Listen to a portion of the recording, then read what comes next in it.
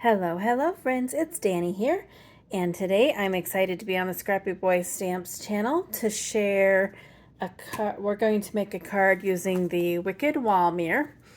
If you've been on the channel, you know that Britt did an amazing video on using this die, and she made a shaker card.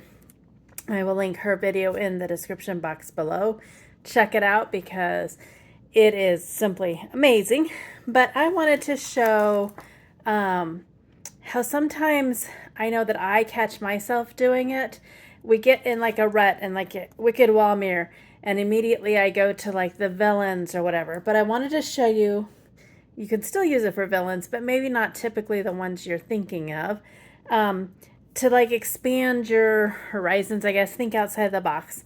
So I wanted to show that we can use this with other stamps besides like the villainous bombshells. So we're going to use the Wicked Wall Mirror. Before we start our project, I did have some to show you. Move that out of the way. So there's one using the villainous bombshells. I use that paper, Wicked. It is a shaped card. You know that I love those. That's what we're going to create today as well. She's got some shimmer on her and love that.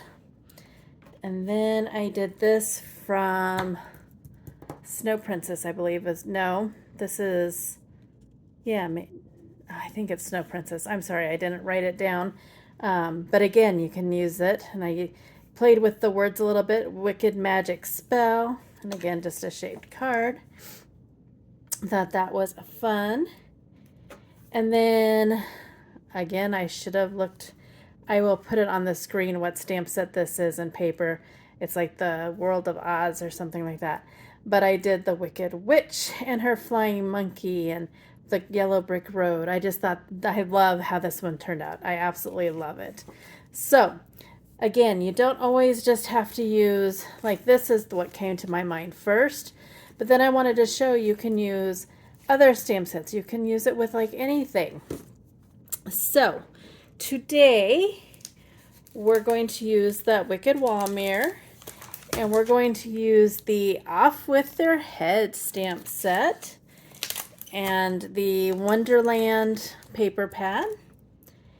And I also used the, what are they? This A2 Stitch Scallop Edge dies for the sentiment. Love the basic dies that Scrappy Boy Stamps has. If you haven't checked them out, be sure to. All right, now that you've seen my arm and everything, I do have everything all ready to go. I have her colored up. I did cut this out from some holographic paper that I had. And so we're going to make a shaped card real quick. Again, I just wanted to show you don't have to use like what you think the stamp is typically made for. Or die, I mean, you can use whatever you want. You can think outside the box. So if you've watched my videos, you know I like to put a piece of white cardstock on the inside. So that is just what I'm doing here. And you know I have a squeaky glue gun, so bear with me.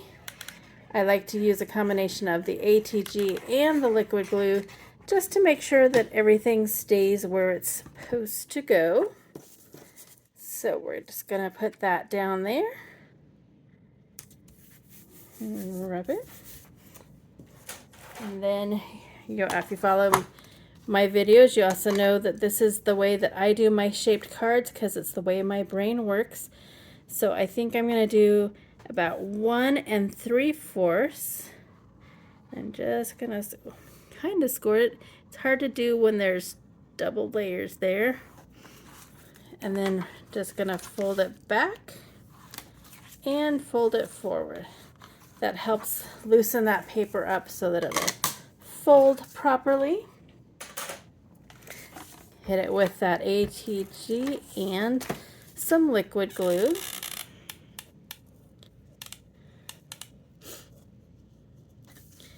Then we're going to lay this layer on next and line it up. That looks pretty good. Really press down there. Then you can see that that opens up. All right, next I have the stitched layer that is die cut out of that paper. I did find with this die and the 6x6 paper, you kind of have to do it at an angle. So kind of pay attention to that when you are picking out your papers to use with it. Because there were several that I thought might be good, but the pattern would have looked funky since I had to cut it at an angle. All right. Isn't that paper just so pretty? I think the Wonderland paper pad is one of my favorites. Oh, who am I kidding? I love all of them. Scrappy Boy does such an amazing job with all of their creations. All right, next we're going to add that holographic layer. Just going to use the liquid glue on that, as we like to call it, the squeaky glue. Lay it down so I can kind of see what I'm doing here.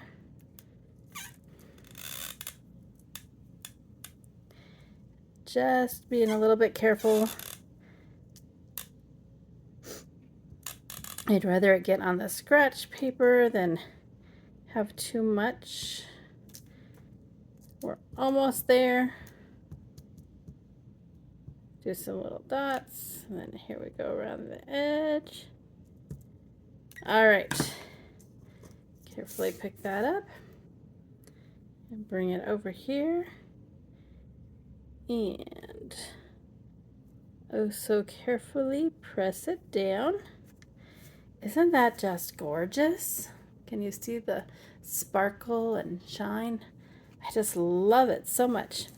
And then I'm going to put the sentiment on first, so that then I know exactly where I want to place the queen there.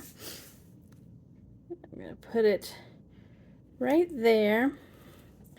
Then I thought about doing her on foam adhesive, but then I forgot. So we're just going to glue her down.